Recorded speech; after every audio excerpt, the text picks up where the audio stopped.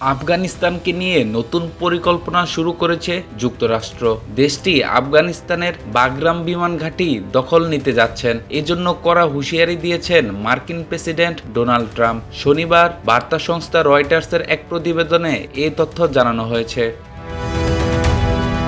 প্রতিবেদনে বলা হয়েছে, ট্রাম্প হুঁশিয়ারি দিয়ে বলেন, আফগানিস্তান যদি বাগরাম বিমান ঘাঁটি যুক্তরাষ্ট্রকে ফেরত না দেয় তাহলে খারাপ কিছু ঘটতে পারে। শনিবার স্থানীয় সময় ট্রাম্প তার সামাজিক যোগাযোগ মাধ্যম ট্রুথ সোশ্যালে এক পোস্টে লিখেন, যদি আফগানিস্তান বাগরাম বিমান ঘাঁটি যুক্তরাষ্ট্রের কাছে ফেরত না দেয় যারা এটি তৈরি করেছে তাহলে খারাপ কিছু ঘটবে।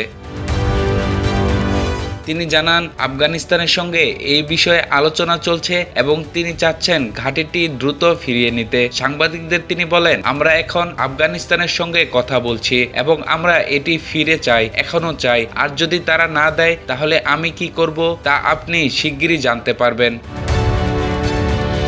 2001 সালে 11 সেপ্টেম্বরের সন্ত্রাসী হামলার পর আফগানিস্তানে মার্কিন সামরিক হস্তক্ষেপের সময় বাগরাম ছিল মার্কিন বাহিনীর প্রধান ঘাঁটি। বিশাল এই ঘাঁটিতে ফাস্টফুড চেইন থেকে শুরু করে বড় শপিং সেন্টার পর্যন্ত ছিল। এছাড়া এখানে একটি বড় কারাগার কমপ্লেক্সও ছিল।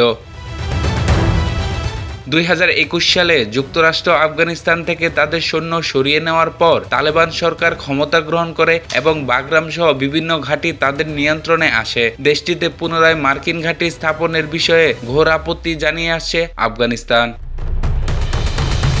বিশেষজ্ঞদের মতে, বাগরাম বিমান ঘাঁটি পুনর্দখল করতে গেলে তা একটি পূর্ণমাত্রা সামরিক অভিযান হয়ে উঠতে পারে, যেখানে 10,000-এর বেশি সেনা প্রয়োজন এবং উন্নত আকাশ প্রতিরক্ষা ব্যবস্থাও বসাতে হবে। এছাড়া ঘাঁটিতে তালেবান, ইসলামিক স্টেট, আইএস ও আল কায়দার মতো জঙ্গি গোষ্ঠী হুমকিতে থাকবে। ইরান থেকেও মিসাইল হামলার আশঙ্কা রয়েছে, যেমনটি 2025 সালের জুনে কাতারে একটি মার্কিন ঘাঁটিতে ঘটেছিল।